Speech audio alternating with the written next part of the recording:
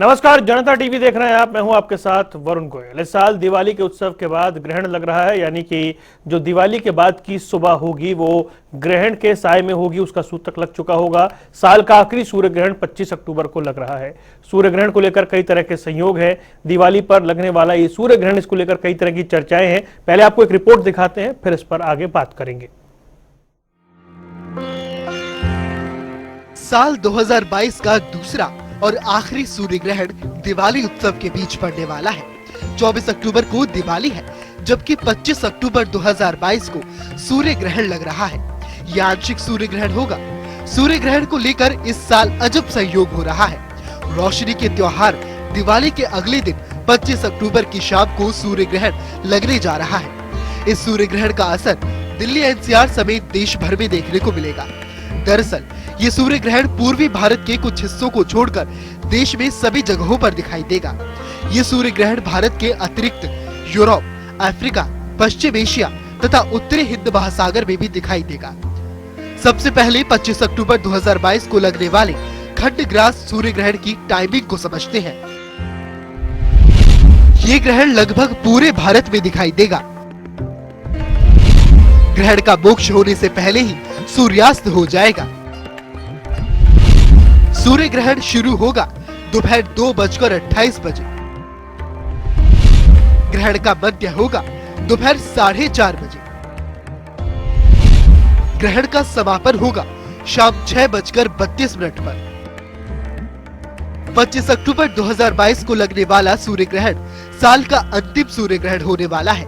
नक्षत्र के हिसाब से इस सूर्य ग्रहण का क्या महत्व रहने वाला है वो भी समझना बेहद जरूरी है।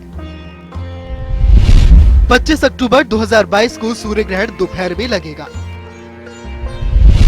सूर्य ग्रहण दोपहर 2:28 से शुरू होगा। सूर्यास्त के साथ समाप्त होगा सूर्य ग्रहण। सूर्य ग्रहण का परम ग्रास शाम 4:30 बजे होगा। इस सूर्य ग्रहण में सूतक लगेगा। सूतक के नियम का पालन करें। सूतक का आरंभ 25 अक्टूबर को सुबह 3:16 से होगा। सूतक का समापन सूर्यास्त के साथ होगा। ये सूर्य ग्रहण तुला राशि और स्वाति नक्षत्र में होगा। ये आंशिक सूर्य ग्रहण है जो भारत में दिखाई देगा। लोगों पर सूर्य ग्रहण के दुष्प्रभावों से कैसे बचा जाए वो भी आपको बताते हैं। ग्रहण के दौरान भोजन ना करें। ग्रहण के दौरान स्नान ना करें। ग्रहण के बाद किसी जरूरतमंद को दान जरूर करें। भगवान के नाम का भजन करें। ग्रहण के नियम बीमार, वृद्ध और बच्चों पर लागू नहीं होते हैं। ग्रहण के दौरान गुरु मंत्र और सूर्य मंत्र का जाप करें। ग्रहण के बाद स्नान जरूर करें। सूर्य संबंधी वस्तुओं का दान करें। गुड़, गेहूं, आटा या तांबे के बर्तनों का दान करें। दिवाली के बाद का ये सूर्य ग्रहण हम सभी के जीवन में ऐसे सहयोग लेकर आए जो हम सभी के जीवन को रोशन कर दे। हमारी यही कामना है। न्यूज डेस्क, जनता टीवी। तो ये आपने आस्था की बात देखी। जो आस्था है, जो विश्वास है, जो परंपरा चली आ रही है, उसके मुताबिक क्या कुछ कहा जाता है, लेकिन तर्कशास्त्री इस पर अपनी टिप्पणी रखते हैं। चर्चा करेंगे। आज कई खास मेहमान हमारे साथ जुड़ रहे हैं। हमारे साथ बलराम गौतम जी हैं, आचार्य हैं। RS नयन है, ज्योतिषाचार्य हैं। आपका बहुत बहुत स्वागत है। SK पंडित हैं, खगोल शास्त्री हैं, और SK पांडे हैं, माफ कीजिए, खगोल शास्त्री हैं, और मेघराज मित्र हैं जो तर्कशास्त्री हैं। आप सभी का स्वागत है। सबसे पहले मैं बलराम जी आपसे जानना चाहूंगा, जिस हम परंपरा की बात कर रहे हैं और जिसका महाभारत काल से हम तब तक जिसको पढ़ते आए हैं, जिसका उल्लेख है, इसको लेकर क्या एक भय, एक संशय, एक ऐसी स्थिति उत्पन्न हो जाती है? लोग डरते हैं क्या जब हम इसके बारे में बताते हैं कि ग्रहण लगने वाला है? डरने वाला तो इसमें कोई भी ऐसा है। ग्रहण लगता है बड़े और तो है इसके आदि में जब समुद्र मंथन हुआ था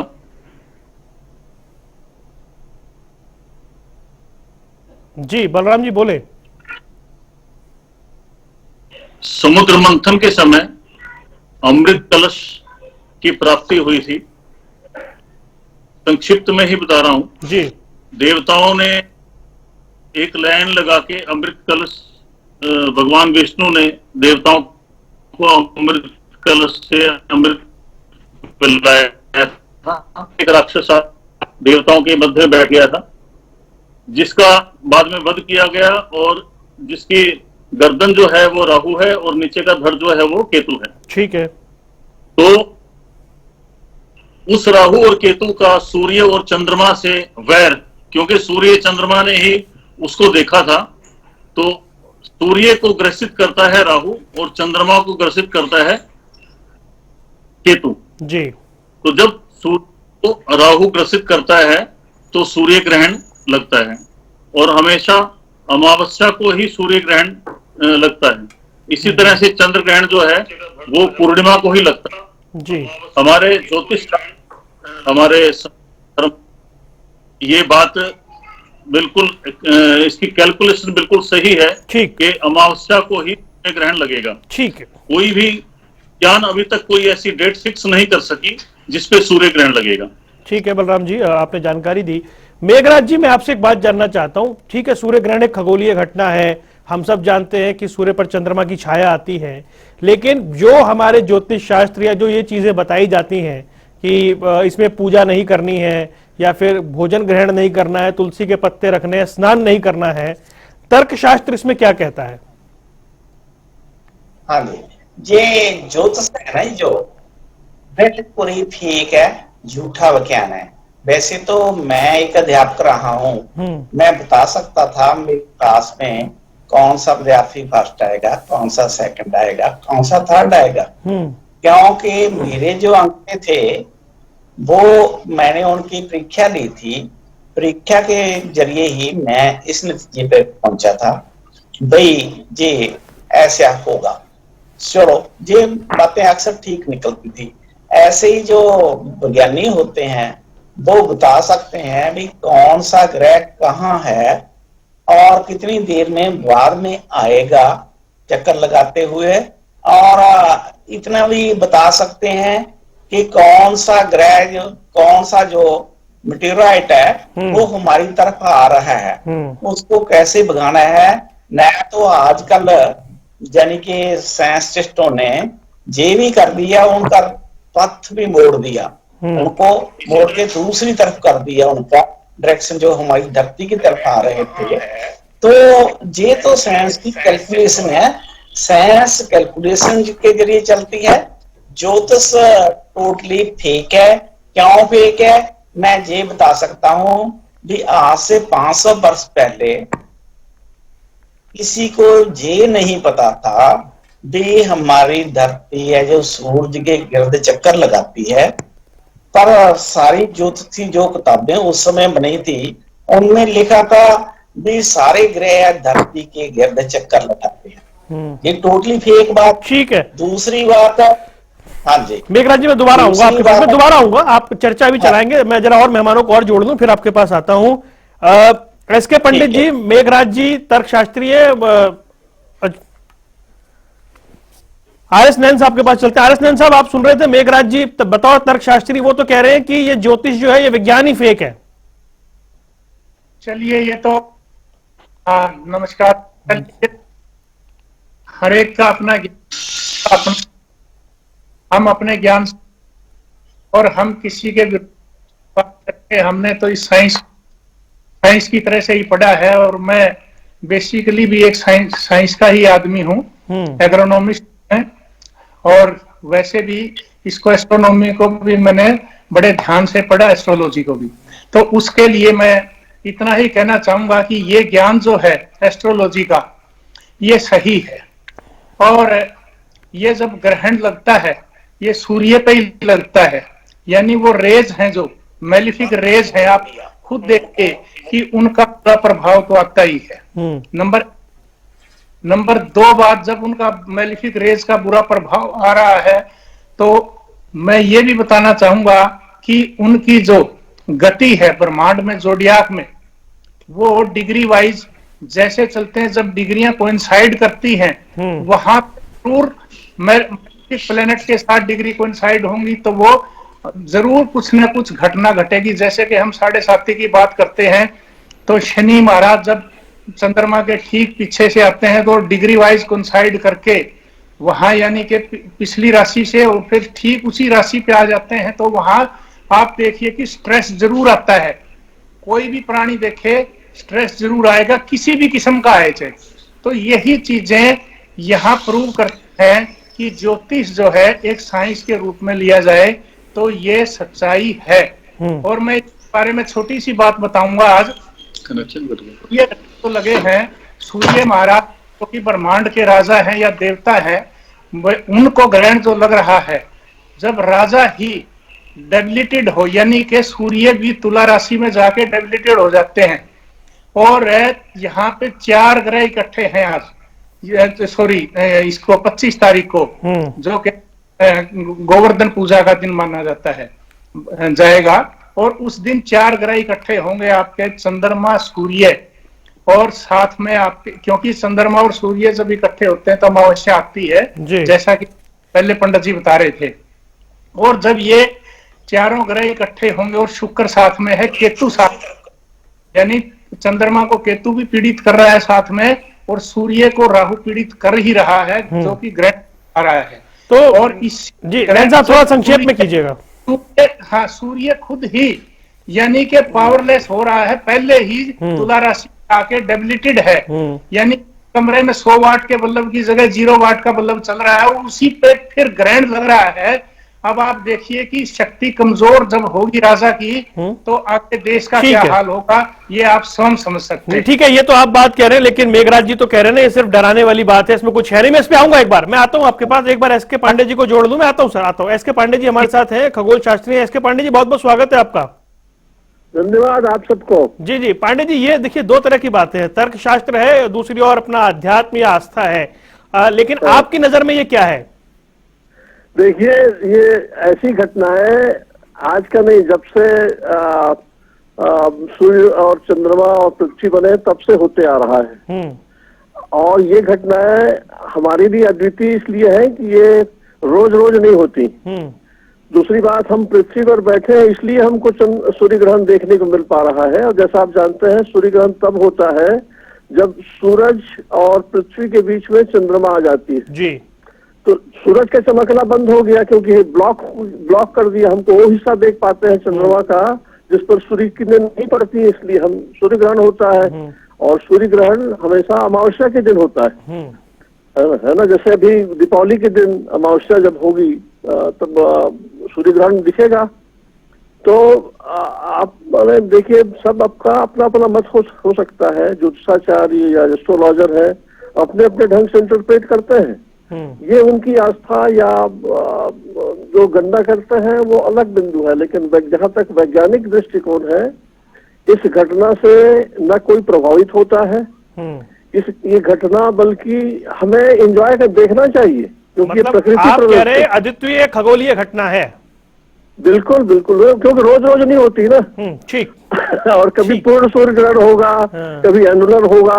आज का 25 को होने वाला है वो पार्शियल है। ठीक है ना। पार्शियल का मतलब ये है कि ठीक ठीक अलाइनमेंट नहीं है, पृथ्वी सूरज और चंद्रमा का एक साथ अलाइनमेंट नहीं है, आंशिक रहेगा। ऐसा होता तो पूर्ण सूर्य ग्रहण होता। ठीक है ना। ठीक ठीक ठीक है। बलराम गौतम जी, अभी मेघराज जी कह रहे थे जब आपने बात रखी, उन्होंने कहा कि भाई ये विशुद्ध रूप से एक ऐसी घटना है जिसमें जो एस्ट्रोलॉजी है, जो हम धर्म की बात कर रहे हैं या फिर जो तमाम आप बातें बता रहे हैं, वो सब तर्क से दूर दूर है, उनका कोई लेना देना नहीं है, यानी जो कुछ कहा जा रहा है वो गलत कहा जा रहा है, ऐसा मेघराज जी का कहना है। बलराम जी सुन पा रहे हैं मुझे?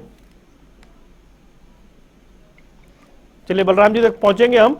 नैन साहब इसका जवाब दे देंगे। नैन साहब देखिए, वो प्रभाव कोई नहीं पड़ता है, ये एक टिप्पणी है, तो आपके पास जवाब क्या है इस बात का? मेरा जवाब यही है जी, इसका प्रभाव जरूर पड़ता है। और पहली बात कि मैं साइंस के हिसाब से, लोग कहते हैं, साइंस ही कहती है कि आप सूर्य के जब ग्रहण लगता है तो उसको देखो मत। देख, उसकी रेज आ रही है, मेलिफिक रेज आ रही है, वो आपकी आंखों को अंधा कर सकती हैं। जब एक चीज गलत आ रही है उसके प्रभाव से, यानी कि चंद्रमा जब सूर्य और पृथ्वी के बीच आगे उसकी रेज को रोक के और वो आपके प्रभाव डाल रही है, छाया यानी जो उसकी रेज आ रही है, तो जब आपकी आंखों पे प्रभाव आ रहा है लुमिनेशन पे, तो वो आपके ओरा पे भी प्रभाव आएगा। ओरा जब डिस्टरबेंस आएगी तो आपके माइंड पे भी स्ट्रेस आएगा, कहीं से भी आएगा। वो कब?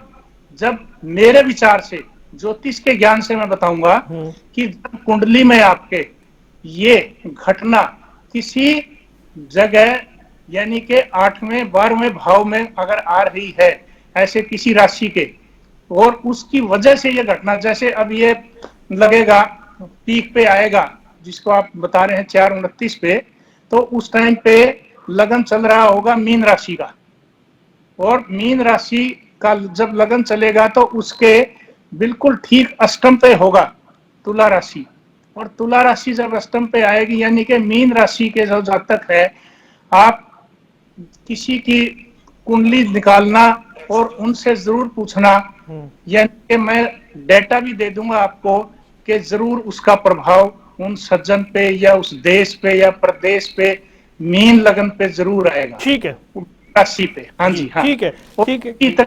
12वां वृश्चिक राशि पे, यानी कि ऐसा प्रभाव जरूर देखा जाएगा जहां पे मेलिफिसेंसी होगी। जी मेघराज जी, देखिए उनके पास भी अपना एक साइंस है जिसको वो समझा रहे हैं और बता रहे हैं किस तरह से प्रभाव आता है राशियों पर, आप उसे नकार रहे हैं। हाँ जी, हाँ जी, मैं इनको ना कुछ बातों पे नकार रहा हूँ। पहली बात तो ये है कि क्या जो हिंदुस्तान में ज्योतिष चल रहा है ये सारी दुनिया में चल रहा है? अगर ये विज्ञान होगा फिर ही चलेगा ना, ये विज्ञान नहीं है, इसलिए ये जहां सिर्फ इन लोगों को मानते हैं जी। दूसरी बात है कि क्या जो ये यानी कि सूर्य ग्रहण के समय उस दान पुण्य करने को कहते हैं, क्या उनका इफेक्ट है जो साडे सोलर सिस्टम है या साडी मून सिस्टम है उस पर पड़ सकता है? ऐसा इट इज नॉट पॉसिबल, क्योंकि अगर सूर्य का भार देखोगे वो तो अरबों टन है और चंद्रमा का भार भी अरबों टन में, उनका ग्रेविटेशनल फोर्स तो होगा। ठीक है, मैं ये बात मानता हूँ कि ग्रेविटेशनल फोर्स का हमारे ऊपर भी इफेक्ट होता है, पर इस इफेक्ट को क्या किसी बात से बढ़ाया या घटाया जा सकता है? It is not possible. अगर ये नहीं पॉसिबल तो जो ये दान पुण्य कराते हैं जो बताते हैं सिर्फ अपने पैसे ईंटने के लिए करते हैं और इनकी कोई बात नहीं है, ये सारा झूठ चल रहा है। अगली बात मैं ये बताऊं, आज कल जानी कि ये जो वो है एक टेलीस्कोप और भेजी है साइंस सेक्टर में ऊपर, उसके जरिए अब 10वां ग्रह भी मिल गया है जी। क्या ये अपनी किताबों में 10वां ग्रह भी डाल देंगे? इट इज नॉट पॉसिबल, ये सब फेक है। जब प्लूटो की खोज हुई थी उससे पहले 8 ग्रह ही मानते थे, फिर जो ग्रह मानते हैं वो ग्रह है ही नहीं। जैसे राहु केतु कोई ग्रह न हो, वो कहेंगे ये काले ग्रह हैं, एग्जिस्ट ही नहीं करते। और ऐसे ही धरती हमारे ऊपर सबसे ज्यादा प्रभाव डालती है, उसको ये ग्रह हम नहीं मानते। यानी कि ऐसे ही है, यानी कि बहुत सारी बातें ऐसी हैं जो हमारे ज्योतिष में रॉन्ग हैं टोटली, और उनका कोई इफेक्ट नहीं। मैं आपको ये बता सकता हूं कि कोई भी ज्योतिषी है, जो हमारी संस्था का एक चैलेंज है, वो जो बहुत से ज्योतिषी स्त्री पुरुषों का हाथ देकर बता देते हैं कि ये लड़का है या स्त्री है या पुरुष है, मैं उनके ऊपर एक एक बुक्का डाल दूंगा, एक हाथ देख के वो ये नहीं बता सकते जिसका हाथ देख रहे हैं वो आदमी है या स्त्री है। ये इट इज नॉट पॉसिबल। ठीक है, हाँ, उसका डीएनए लेकर ये पॉसिबल है। ठीक है मेघराज जी, एक बार मैं देखता हूँ अगर बलराम गौतम जी जुड़ गए हैं तो फिर मैं आता हूँ। बलराम गौतम जी, आवाज मिल रही है? हाँ जी, हाँ जी। बलराम जी देखिए, मेघराज जी साफ साफ कह रहे हैं कि भाई दान पुण्य करने से क्या वो दशा ठीक हो जाती है। वो कह रहे हैं सब बनाई हुई बातें हैं, कुछ नहीं रखा है इसमें। ग्रहण एक नेचुरल घटना है और इसमें आपके ज्योतिष का कोई लेना देना नहीं है। ठीक है, मैं मेघराज जी से एक प्रश्न पूछता हूँ जी। ये समुद्र में ज्वार भाटा क्यों आता है? हाँ जी, मैं बता सकता हूँ ये क्यों आता है। ये मैंने पहले भी बोला है, ये ग्रेविटेशन पुल के कारण आता है। सूर्य और चंद्रमा दोनों एक उसमें आ जाते हैं, उनकी ग्रेविटेशन फोर्स बढ़ जाती है, उससे ज्यादा पानी उठा लेता है। तो नथिंग एल्स। ये मैं ग्रेविटेशन पुल को कैसे नहीं मानूंगा, मानता हूँ। मैं साइंस का मैं बताता हूँ ठीक है, आपको। रुकिए। मैं साइंस टीच करता हूँ। ठीक है बलराम जी बोलिए, अब बलराम जी बोलिए। जब चंद्रमा अपनी पूर्ण कलाओं में होता है उस समय ज्वार भाटा आता है, और वो भी पूर्णिमा को। हाई टाइड आते हैं पूर्णिमा को, अमावस्या को, जब चंद्रमा बिल्कुल क्षीण होता है, जब चंद्रमा बिल्कुल अपनी पूर्ण कलाओं में होता है तो ज्वार भाटा आता है और समुद्र के पानी को कई कई मीटर तक ऊंचा उठा देता है। और ऐसे ही हमारे शरीर में भी, जैसे समुद्र का जल नमक और पानी है, ऐसे ही हमारे शरीर के अंदर भी जो जल तत्व है वो नमक और पानी ही है।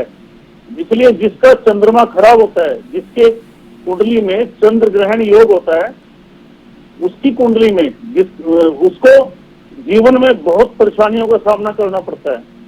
और ज्वार भाटा की तरह ही पूर्णिमा को, अमावस्या को, उसके ब्रेन में भी ज्वार भाटे की तरह खूब लहरें उठती हैं। और अभी इन्होंने साइंटिस्टों ने, अमेरिका के साइंटिस्टों ने ये प्रूव किया है कि अमावस्या को जब क्षीण चंद्रमा होता है तो लोग ज्यादा आत्महत्याएं करते हैं।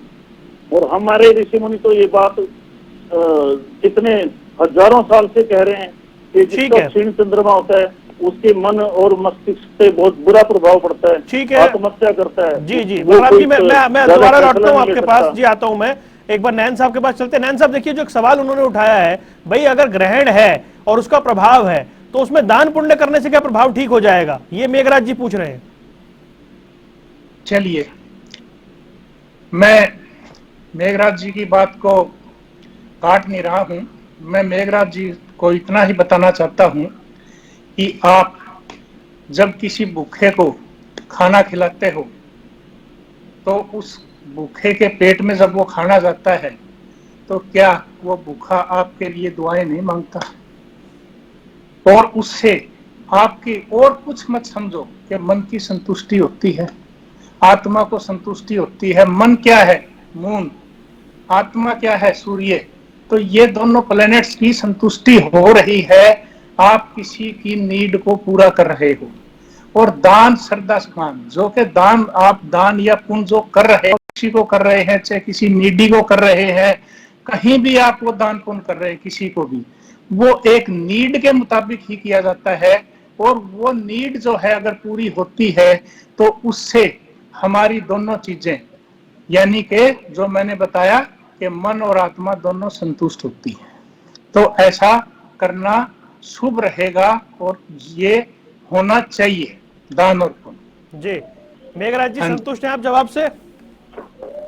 हाँ जी, ये देखिए बात ये है, मैं इनकी बात से सहमत हूँ कि दान पुण्य होना चाहिए, पर मेरा क्वेश्चन वो ही है कि क्या दान पुण्य में ग्रेविटेशन पुल को अफेक्ट करेगा दान पुण्य? इट इज नॉट पॉसिबल, क्योंकि दान पुण्य तो ग्रेविटेशन इफेक्ट तो तभी पुण्य होगा अगर सूर्य का मास बढ़ जाए या चंद्रमा का मास बढ़ जाए। फिर ही उनकी फोर्स, अगर सारे सभी ग्रह एक ही रास्ते में, एक ही लाइन में आ जाएं तो उनका पुल ज्यादा बढ़ जाएगा, उससे ग्रेविटेशन पुल ज्यादा बढ़ जाएगा।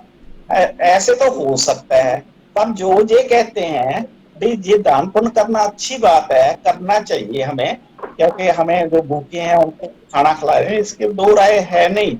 इसकी ये बात तो सहमत हूं मैं इनसे, भाई ये अच्छी बात है, पर इससे कोई इफेक्ट हमारे ग्रह के ग्रेविटेशन पुल के ऊपर पड़ेगा? It is not possible, it will be never possible. ठीक है, मैं लौटूंगा एक बार, मैं जरा चर्चा में एस के पांडे जी को जोड़ लेता हूं। पांडे जी, ये एक बात मुझे बताएं कि ये दो तरह की चर्चाएं तो चल रही हैं, लेकिन इस खगोलीय घटना को देखना या नहीं देखना ये बड़ा विषय है। हाँ, नहीं बिल्कुल देखना चाहिए, लेकिन ये अभी एक जने हमारे जो जुड़े हैं महाशय बोल रहे थे कि सूरज की तरफ नहीं देखना चाहिए, कभी भी नहीं, चाहे सूर्य ग्रहण हो चाहे ना हो, क्योंकि सूर्य से जो किरणें आती हैं, ultraviolet rays, X rays, highly energetic rays आती है ना, हमको नुकसान करती हैं। सूर्य ग्रहण जब होता है तो देखने की एक लालसा रहती है ना, कि चलो देखो सूर्य ग्रहण क्या हो रहा है, तो उसके लिए व्यवस्था है। उसके लिए ये जो वेल्डर ग्लास आता है ना, उसको सहायता से देखिए, बड़ा अच्छा दिखेगा। नेकेड आई से नहीं देखना है, उसके लिए फिल्टर्स आता है, उससे देखना, लेकिन देखना चाहिए, क्योंकि ये प्राकृतिक घटना है। प्रकृति ने हमको ऐसे स्थान पे पैदा किया है जहाँ जीवन है, जहाँ से सूर्य ग्रहण और चंद्र ग्रहण देखा जा सकता है। तो जो देखा जा सकता है उसको देखना चाहिए। और रही बात इसमें क्या करना है क्या नहीं करना है, जो आप सूर्य ग्रहण हो चाहे मत हो, आप दान दक्षिणा करते रहिए ना भाई। वो तो मन को सुकून दिलाने के लिए। केवल चंद्र ग्रहण या सूर्य ग्रहण के समय दान दक्षिणा करने से आपको ज्यादा सुकून मिलेगा, ये भ्रम है जी, है ना। ठीक है, लेकिन देखना चाहिए, और इससे किसी को कोई प्रभावित नहीं करता। आप कल्पना कीजिए, चंद्रमा हमसे कितना दूर है, सूरज हमसे कितना दूर है, वो हमको क्या प्रभावित करेगा? वो तो हमारे। ठीक है बलराम गौतम जी, सूर्य चंद्रमा इतनी दूर हैं, वो हमें क्या प्रभावित करेंगे? गौतम जी सुन पा रहे? चलिए उन तक आवाज नहीं जा रही है। नैन साहब जवाब देंगे। नैन साहब, सूर्य चंद्रमा हमसे इतनी दूर है, वो हमें क्या प्रभावित करेंगे? देखिए, हर चीज की वेवलेंथ आती है और वो वेवलेंथ हम कैच करते हैं। सूर्य की रोशनी हम लेते हैं कि नहीं लेते हैं, महसूस करते हैं ना। उसी तरह से चंद्रमा की रोशनी हम रात को महसूस करते हैं ना। तब वो जो चीज महसूस हो रही है तो वो वेवलेंथ कैच हो रही है, और वो वेवलेंथ सबसे पहले हमारे ओरा पे आती है, और ओरा से ही आगे बॉडी पे उसका जो है डिस्ट्रीब्यूशन जाता है। तो ये पक्की बात है कि उसकी वेवलेंथ आ रही है और उसका साथ में इफेक्ट आ रहा है। ठीक है मेघराज जी, भाई ज्योतिष कुछ तो हिंट देता है, कुछ तो जानकारी देता होगा। मेघराज जी आवाज पहुंच रही है आप तक? चलिए लगता है जुड़ने की कोशिश करेंगे एक बार मेघराज से। बलराम जी जुड़ गए। बलराम जी, दो सवाल थे यहाँ पर। एक सवाल तो ये था कि सूर्य चंद्रमा इतनी दूर है, उनका क्या असर पड़ता होगा? उनका कोई असर नहीं है इतनी दूर रहने पर। और दूसरा ये भी है कि ज्योतिष जो है वो बहुत कुछ या वो कुछ भी नहीं बता सकता, इस तरह की बात हो रही है। ऐसा है, मेघराज जी जैसे लोग तो जो है सदियों से हैं, जो प्रत्यक्ष जो भगवान थे, जब ऐसे लोग उनको कहते थे कि ये भगवान ही नहीं है, तो ऐसे लोग तो दुनिया में बहुत हैं और सदियों से चले आ रहे हैं। लेकिन जहां तक सूर्य और चंद्र की बात है, देखो मैं आपको वैज्ञानिक बात ही बताता हूं जो हमारी ज्योतिष से जुड़ी हुई है जी। जैसे चंद्र ग्रहण लगता है पूर्णिमा को ही, और सूर्य ग्रहण लगता है अमावस्या को ही। जब चंद्र ग्रहण और चंद्रमा सबसे ज्यादा हमारे जीवन में प्रभाव डालता है, 60 से 70% प्रभाव हमारे जीवन में चंद्रमा डालता है, क्योंकि हमारा शरीर जल तत्व है 60 से 70%, और चंद्रमा मन और मस्तिष्क का मालिक है। जैसे ज्वार भाटा आता है समुद्र में पूर्ण चंद्रमा होने पर, ऐसे ही जिनका चंद्रमा चंद्र ग्रहण वाला जिनकी कुंडली होती है, उनके शरीर में भी ऐसे ही ज्वार भाटे आते हैं चंद्र ग्रहण के समय भी, और जब पूर्ण चंद्रमा हो और जब क्षीण चंद्रमा हो। तो सबसे ज्यादा हमारे शरीर में मन और मस्तिष्क पे चंद्रमा असर डालता है। ठीक है। हमारे मस्तिष्क में 3 ग्रह शामिल हैं, बुध, मंगल और चंद्रमा। जिस जल में मस्तिष्क तैर रहा है वो हमारा चंद्रमा तत्व है। तो हमारे जिसका चंद्रमा क्षीण होगा उसको कोई भी फैसला लेने में बड़ी दिक्कत आएगी, और उसको जब क्षीण चंद्रमा होगा तो बहुत कई तरह के मानसिक रोग, उन्माद के रोग, डिप्रेशन के रोग ऐसे व्यक्ति के अंदर मिलेंगे। ये तो कुंडली देख के ही और सामने बैठ के ही इस बात का पता लग सकता है, डिबेट में नहीं पता लग सकता। ठीक है। तो हमारे शरीर पे चंद्रमा जो है मन और मस्तिष्क का मालिक है। सूर्य हमारी कुंडली में आत्मा का कारक है। ठीक है। जिसका सूर्य क्षीण होता है, सूर्य ग्रहण कुंडली होती है, वो व्यक्ति क्रूर स्वभाव का होगा और उस जीवन में उसके बहुत कठिनाइयां उत्पन्न होंगी। ठीक है। ये हमारे शरीर में असर डालते हैं सभी। जी मेघराज जी, आप सुन पा रहे हैं मुझे? मेघराज जी आवाज आ रही है आप तक? चलिए मेघराज जी तक आवाज नहीं जा रही है, फिर जुड़ने की कोशिश करेंगे। एसके पांडे जी आप बताएं, देखिए वो आपने जो बताया कि वो इतनी दूर है क्या असर पड़ेगा, लेकिन बलराम जी और नयन साहब दोनों बता रहे हैं कि भाई वो जो वेव है या फिर जो चीजें आ रही हैं उनका इफेक्ट तो होता है। नहीं, लेकिन मैं बिल्कुल देखिए, ऐसा है, हमारा जीवन जो है वो सन की देन है। सन नहीं होगा तो हम नहीं रहेंगे, है ना।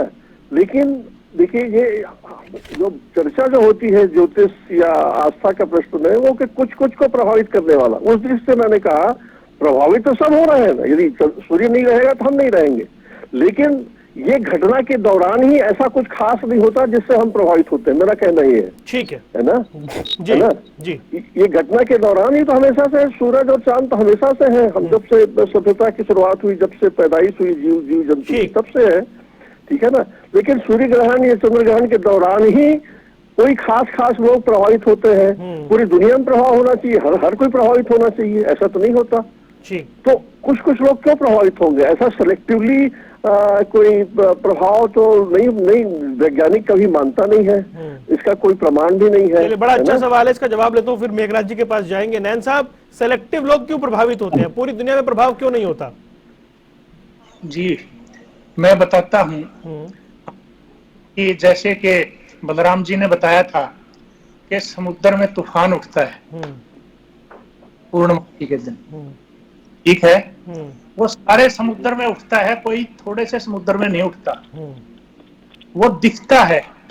इसी तरह से ये प्रभाव सारी दुनिया पे आता है। किसी की कुंडली में वो ग्रह मजबूत है, उस पे कम असर जाएगा।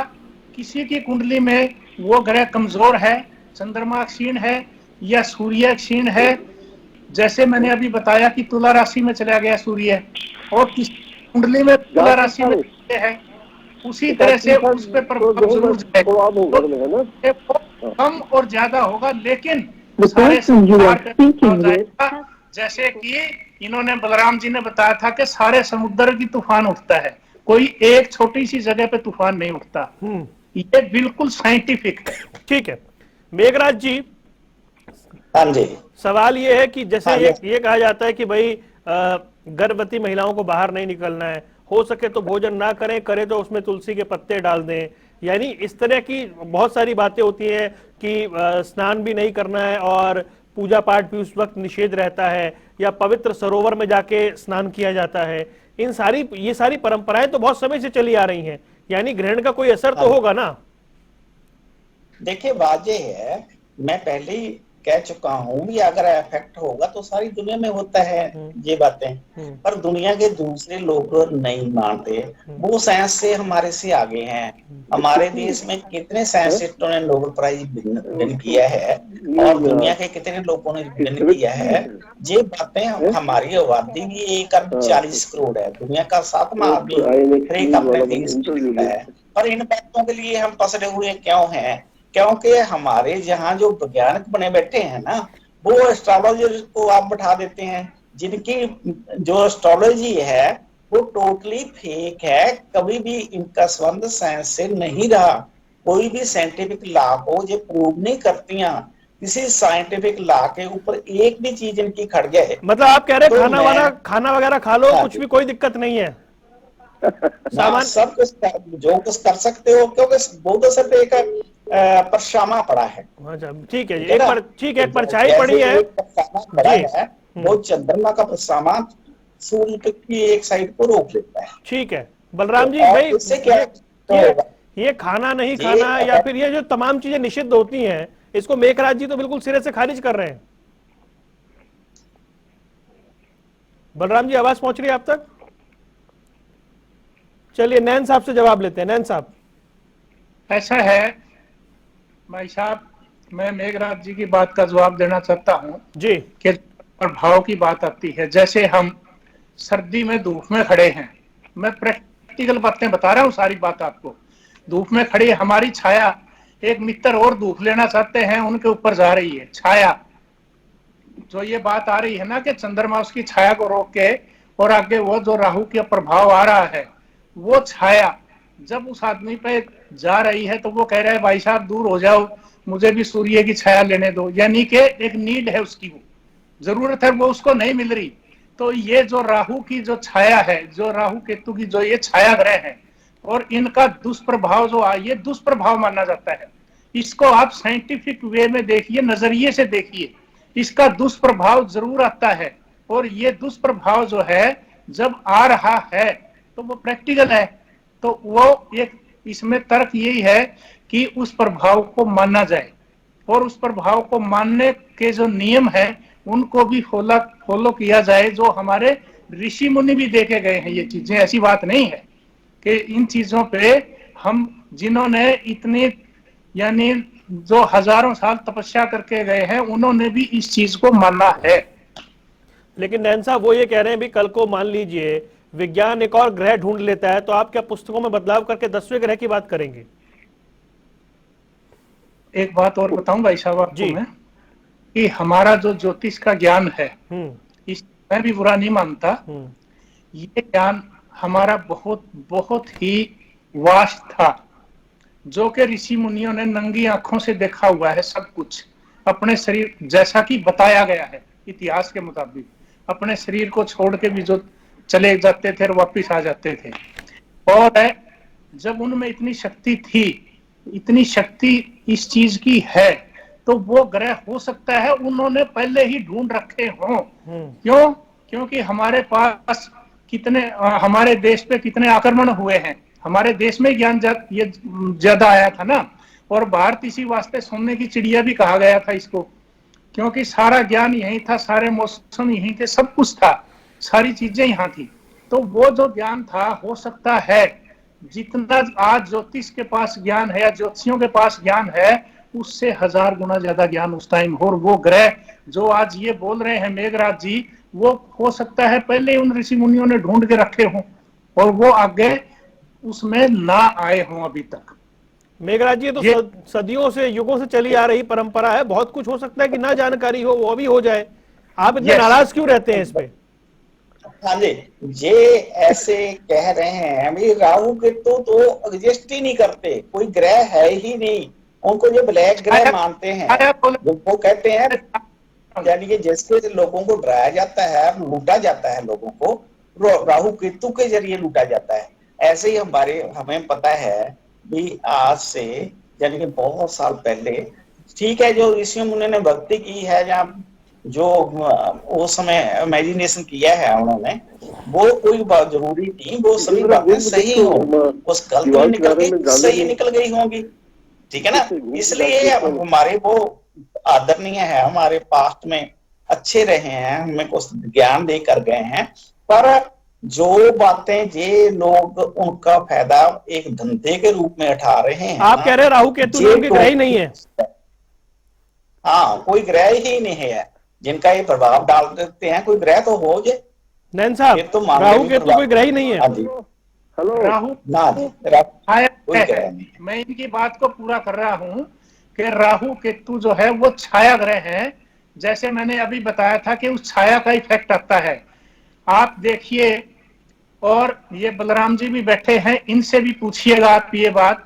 जब राहु की दशा आती है, मेघराज जी को तो पता नहीं आई वो कब आई है नहीं आई है, या इनके समय वो तो मानते ही नहीं इस बात को, तो वो अपना समय याद कर लें कि उस दशा, उस छाया ग्रह की दशा में, यानी उसकी वेवलेंथ जब कैच हो रही थी, दशा का मतलब वेवलेंथ जब कैच हो रही थी, वो कह रहे मुझ पे तो आ ही नहीं सकती है जी, वो कह रहे मुझ पे छाया आ ही नहीं सकती।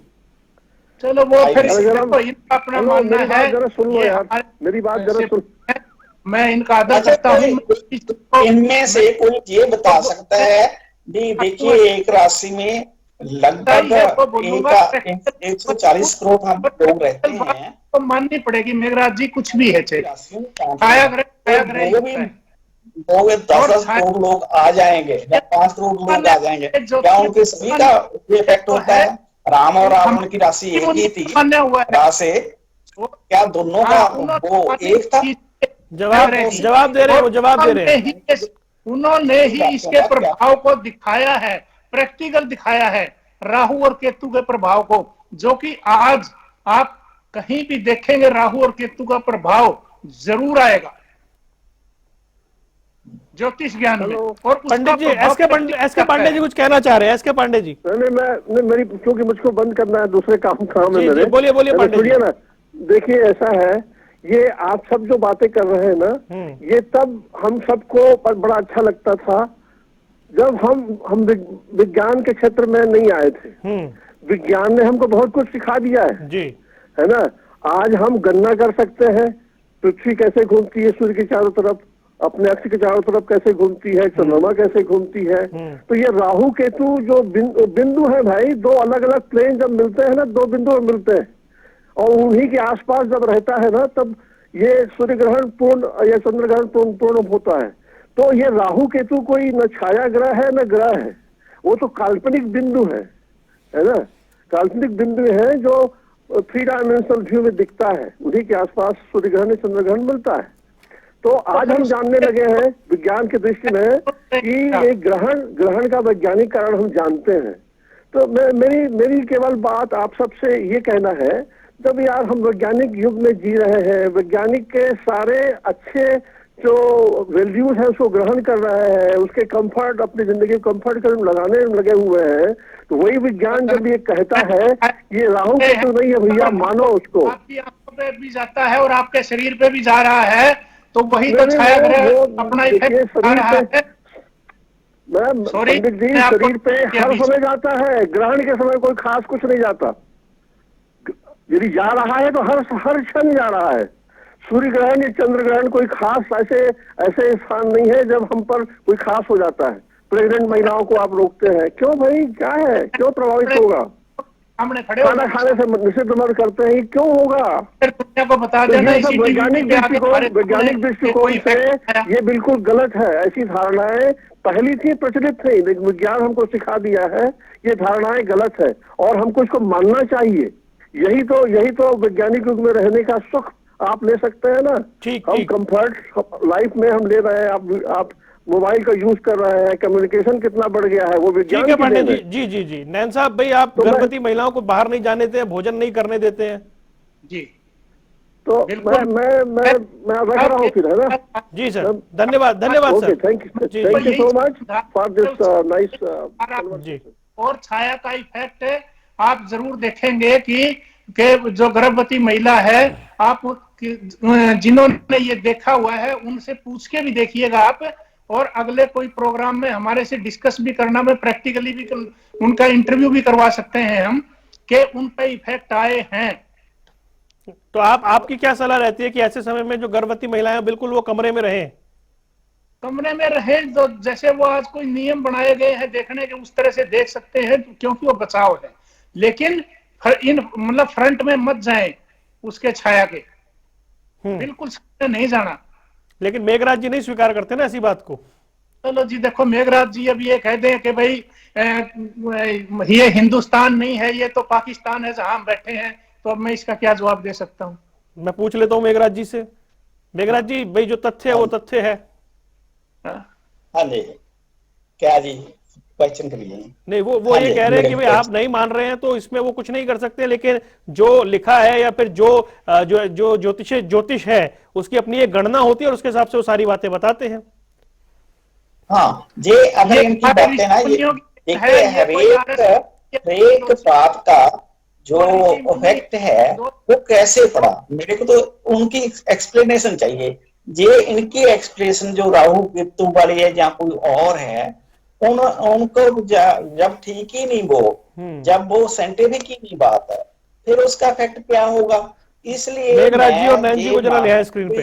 एक का जो इफेक्ट है वो उसकी आपके पास लॉजिकली कोई बात हो, कोई कारण आप बता सकते हो हर एक बात का, तो मान्या जा सकती हैं ये बातें।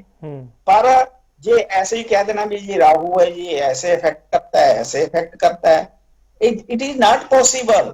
आप लोगों में वहम डाल देते हैं, अंधविश्वास बढ़ा देते हैं, वो लोग डर के साए में आपके जीना शुरू कर देते हैं, उन पे साइकोलॉजिकल इफेक्ट साहब आप लोगों को डराते हैं और वहम डालते हैं।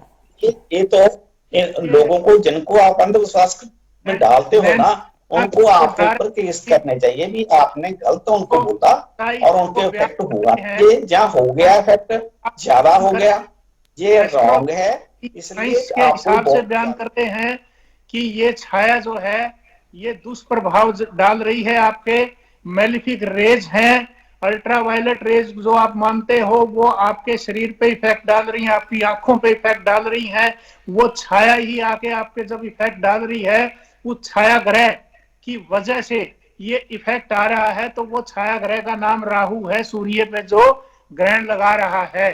तो इस वास्ते इसमें डराने की कोई बात नहीं है, ये प्रैक्टिकल बात है, आप इसको मानिए। और मैं तो यही कहूंगा कि ये माननी चाहिए। और जनता जनार्दन मान रही है, जनता जनार्दन मान रही है, जनता जनार्दन जो है वही सब कुछ है। तो जब जनता जनार्दन मान रही है तो अकेले मेघराज जी के कहने से तो मेरे विचार से ये बात जो है ना नहीं मैं मानता कि इनकी चलिए बात सर, सही। समय इतना ही था। आप चारों मेहमानों का जुड़ने के लिए बहुत बहुत शुक्रिया। तो ग्रहण 25 तारीख का है, लेकिन उससे पहले तरह तरह की बातें हैं जो आध्यात्म या फिर जो हमारी परंपराएं बताती हैं, वो बता रही हैं कि क्या कुछ रहने वाला है, किस चीज का ध्यान रखना है।